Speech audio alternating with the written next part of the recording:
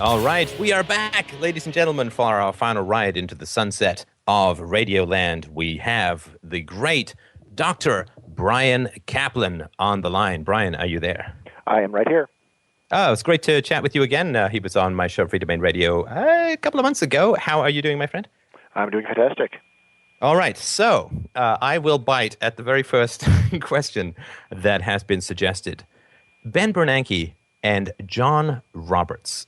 These two people would not seem to have much in common, but I believe that your argument is that they do have something in common. And what would that be? Yes, well, there are two guys who got to the top, and something that I said in my blog is that people who get to the top usually have to make a lot of compromises and try to get along with other people. And the idea that you've figured out what's really going on and are going to do it even if people don't like it is not the attitude that you need if you want to get to the top. By the way, Bernanke was my teacher at Princeton, so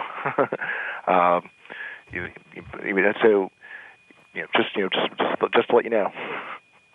Well, I don't know if there's a libertarian hot shower and sandblaster long enough to get that moral stain off the off the skin. What was he like as a teacher, just out of curiosity?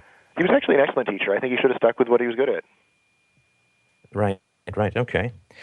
Now, a book of yours that I would highly recommend is the Myth of the Rational Voter: Why Democracies Choose Bad Policies. And it's fairly safe to say that that's in the realm of public choice theory? Oh, yes. So, what if you can just give us a brief overview before we get into the economic lessons of Jersey Shore, which I believe is that there's never too much gel for one human head. What is the general perception of why people vote, and what is the reality of what they vote for? Right. People often think that voters take a look at the world, figure out what's going on, and then vote in their own best self-interest. The actual story is both less depressing and more depressing. It seems that, in fact, people don't really vote their self-interest. They generally try to figure out what's best for the country. Unfortunately, they're not actually very good at figuring out what that might be. They tend to rely upon some intuitive, some ideas that sound good, but when you really think about them, don't make a lot of sense.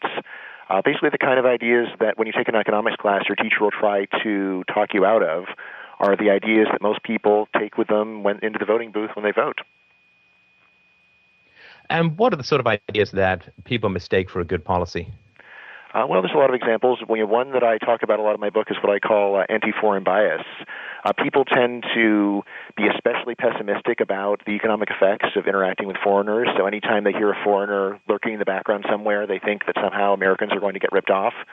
Of course, if you're in Mexico, say, they hear about trade policy with Americans and they think Mexicans are going to get ripped off. Sort of a general feeling around the world that other countries are taking advantage of you somehow. And if politicians want to get elected, they need to pander that to those kinds of attitudes. Right. And I think it's probably fairly safe to say that voters also are susceptible to the argument or to policies which are going to benefit them in the short run. In other words, where the benefits are concentrated, but the costs are kind of diffused and abstract.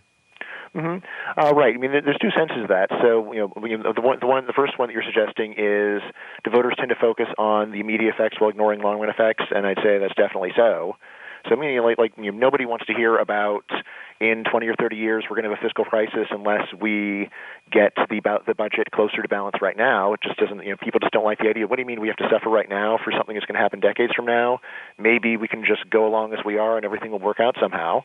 This is an attitude that's very popular with voters all over the world. Politicians, when they are running for office, generally just want to say something like, let's spend more money on all the stuff that people love, let's lower taxes, and somehow the books are going to balance in the end. And voters generally are very susceptible to that. In fact, I think it's really that a politician who tried to give them a more realistic description of what their choices are just couldn't make it in politics. It's just too hard. Right. People will hate you. I think also there's two areas where I see conflict. I want to comment on those. The first, of course, is conflict of interest. So if you have a public sector union that is voting on tax taxation or public sector projects, that's kind of a conflict of interest. I don't think that would be particularly allowed in the private sector. And the second, of course, is that we have huge amounts of policies that are devoted to children, education and healthcare and so on.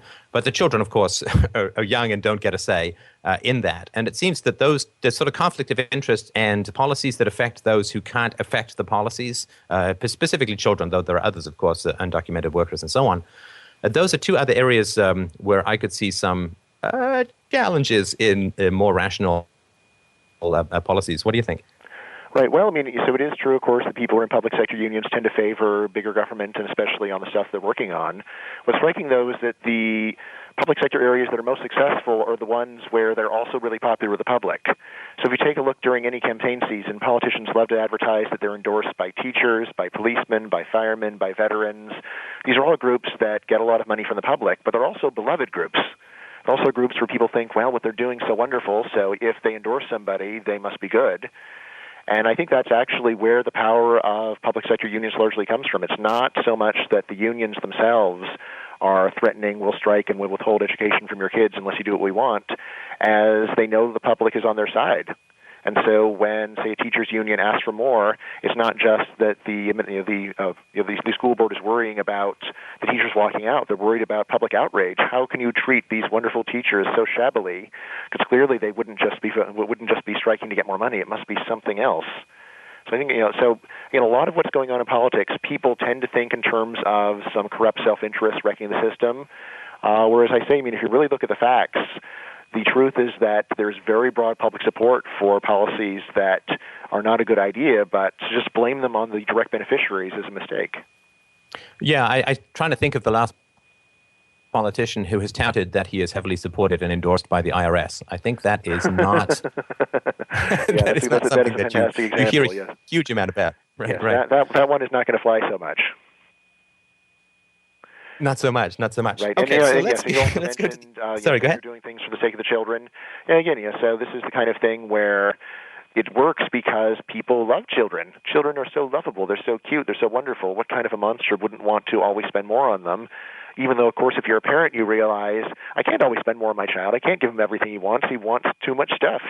If I gave my kid everything he wanted, he would spend more than we have. And yet, as voters, when we think about children because we have so much affection for them, it's very hard for voters to say no, even to spending that really isn't doing very much good. Yeah, no, my daughter actually has a real fetish for gumballs, and we can't pass anything in the mall without spending at least $400 worth of gumballs. I actually think if we launched them into orbit, we could actually affect tides. We create a second moon entirely composed of gumballs, which I think would be pretty cool to look at, but I may be going off topic here. Okay, so let's talk a little bit about the economic lessons of Jersey Shore. All right. Could you be a little more specific? Well, I think that you've written a little bit about yes. some of the economic arguments or lessons that we can get out of. It's the show Jersey Shore, I think, that you've written about. Is that correct? Mm-hmm. Yeah, that's right. Is it just the Jersey Shore itself? Oh, right. So, there's probably many fans of the show who are listening to you right now. It's a very popular show. But at the same time, I don't think many people would say that the stars of the show are wonderful or admirable people. They don't seem to be especially talented in any normal sense of the word talented, and yet they're very successful. And what I wrote in my blog is, what exactly would you think about this fact? If you think that markets work well, then what in the world's going on here?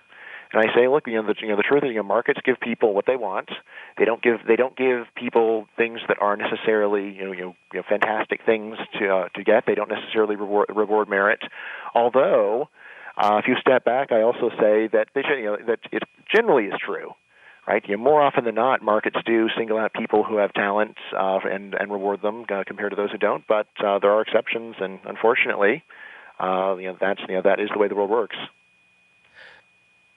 Yeah, I must confess to having watched, just out of curiosity, an episode of Keeping Up with the Kardashians, and I just found it I did find it quite fascinating just because they're not like any people that I know. I felt almost like an anthropologist. Oh, I need to take notes about how this strange species interacts with each other. It's a world full of vanity and money and hysteria and some pretty, I think, Yes, and really it's possible unpleasant they human might even be interactions. acting a little bit. It's possible Yeah, that and I think we're they all might even programmed be to look at pretty doing people, things on so purpose to I entertain think you. that's all fine. But it is interesting, yeah, because I did also watch an episode of Jersey Shore. I try to sort of dip my toe into every cultural pool that I can find, and I did find it quite fascinating. It's a different world. I think it is a different world for most people. I think we can be quite happy about that in many ways. And people who are willing to truly and at least fairly openly be themselves, warts and all, are quite fascinating. Because what I get a sense from these reality shows is that you get to see people, in a sense, really as they are. They're not. It's not like somebody in a job interview or somebody prettying themselves up for public consumption. There is a kind of bold, not always pleasant of honesty, if not necessarily virtue. There's a lot of honesty in that. I think that's quite fascinating. We get a lot of social faces in front of people, and I think seeing people as they are can be quite interesting. Yeah, I mean, I think we do learn something from these shows, although, I mean, I think that actually, first of all, of course, people who just live more scandalous lives are more entertaining for people to watch, and so they tend to get selected to be put on TV. But also, I think it's very naive to imagine the producers of the show aren't, when the camera's turned off, telling people, we're kind of bored here, let's make something happen, scream a little bit more, can you change this around? I mean, I always put reality TV in quotes because it's a produced show like anything else, and if it's boring, then the people making it aren't going to say, my ethics as a producer don't allow me to intervene. It's not like a nature documentary or something. So, yeah, and I think also, I mean, just from a scientific standpoint, it's always quite fascinating to see just how much bacteria you can get into one hot tub. That's not, that primordial soup. I really was expecting a lungfish to come out with them after they were all in that hot tub. Listen, Bryan, we've got a break coming up. If you can hang on after the break, I would love to pick your brain about online education and also whether you think there might be an education boom at the moment. This is Stefan Molyneux for the Peter Schiff Show. We will be right back. And I'm an icon when I let my light shine. Shine bright as an example of a champion.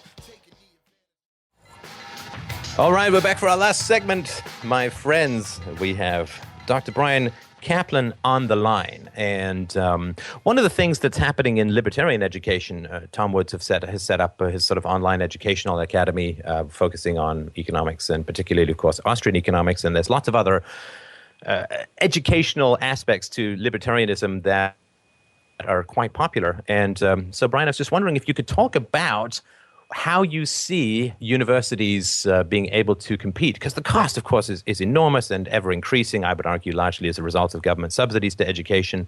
But with student debt, I think student loan debt is topping $1 trillion at the moment, and significant percentages of graduates, even in particular technical fields, can't find any work. How do you think the role or the balance is going to be achieved between the academy and the internet? Well, I think the internet is where people are going to be entertained, and if you actually want to learn about something, the internet is a fantastic place. But I'm afraid that regular old brick-and-mortar universities are where you're going to go and get the credentials that will get you a job. Well, could it not be the case that you could, I mean, of course, a lot of the courses are offered online and so on, that you don't have to do the brick-and-mortar thing, because if it's largely, consuming information, making arguments, and showing that you know the information, that could be done fairly digitally. So are you arguing that it's the physical presence that's important or the degree granting capacity?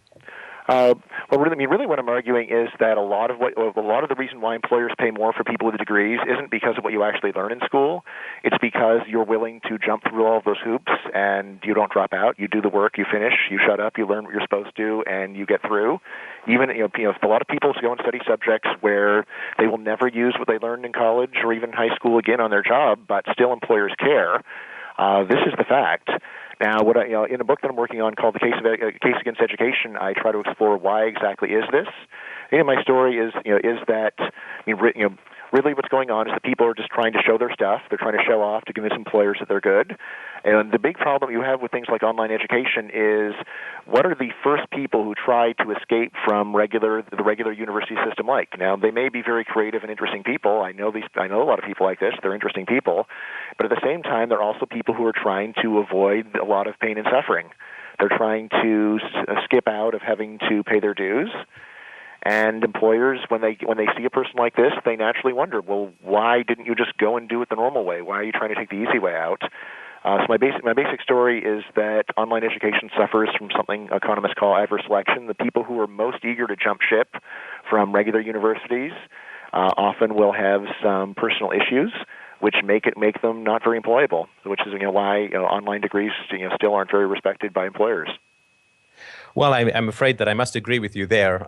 As a guy who ran the technical arm of a software company with a full-fledged master's degree in history, I think that I must tell you. I mean, I actually, as an employer, as a hirer, I mean, I probably hired about 100 people, looked at thousands of resumes, and I was not necessarily adverse to somebody who hadn't finished their education. But the question, of course, is why. Certainly somebody who starts education and doesn't finish it is suspect because they haven't followed through. I was actually less concerned about people who never went to college than people who started and then stopped. I think for that very reason of continuity and finishing what you start and all that kind of stuff. Right. So, I mean, of course, there's variation in employers, and there are niches for a lot of different strategies. But I mean, here's the thing: is actually it seems that there's a substantial payoff even just trying college. Right. So, I mean, even people with just 1 year of college seem to get a noticeable premium over people who only finish high school. And it seems like a lot of what's going on here is there's a big difference between people who don't even try to go to college and people who at least have the ambition to make an attempt. And it looks like actually the people with the ambition to make the attempt are a bit better than the people who don't even try in the first place. Who just want to play video games in their parents' basement or what have you. Right. Now, of course, I think the economic argument would be that if there wasn't something that was genuinely predictable about going to college or trying to go to college in terms of economic success in the marketplace, that it would be selected out, right? In other words, that if it didn't mean that much economically in a very practical sense, then people would just stop putting those people aside who'd gone to college. So are there any studies that show the long-term economic value of going to college? In other words, that it's supported by genuine performance in the marketplace, that people prefer college grads? Right. Well, I mean, so it's definitely true, for example, that people with more education score higher in terms of objective job performance if you measure it that way. So, I mean, there definitely is work along those lines. I mean, so again, like the main question to keep in mind is the reason why people who go to college turn out to be better workers is it because college transformed them, or is college just stamping them? So, I mean, the analogy that I make in my book is between someone who creates great works of art and someone who simply appraises art. I say college and even high school and so on is a lot more like appraising great art than it is like creating great art. You aren't really turning the students from lumps of clay into beautiful sculptures. Instead, you're just there to scrutinize them and then at the end put a little sticker on them saying, grade A student, grade B student, so on. Right. So it's not that college makes you smart; it's that smart people go to college. Yeah. There's a lot of that, and again, it's not just smarts; it's also work ethic, and a lot of it is, I think, conformity, just willingness to submit to social expectations. In American society, if you are a reasonably ambitious young person, then we expect you to go to college. Like, why wouldn't you go to college? It's almost like wearing a shirt in a restaurant. If you don't do it, why not? What's wrong with you? You don't understand this is what's expected of you. You are just trying to defy us and show us that you're not going to follow the rules. And again, so in many ways, I'm a defiant person. I have a lot of friends like this, and yet, if I were going to hire someone shows up in an interview without a shirt, or says, I didn't feel like going to college, I think it's a waste of time, that's where you say, well, I mean, maybe it is a waste of time, but the fact that you wouldn't go makes me nervous about hiring you. It seems like you have some kind of problem with authority. Well, I think that the pluses and minuses of that, certainly as you and I know, you even more than me, of course, because you have a PhD, but there is a submission to a structure, a submission to a hierarchy in these situations in college. And I want people who think for themselves and who are independent, but I also want people who know how to respect legitimate authority. Like helpful and useful and legitimate authority. And people who don't go to college.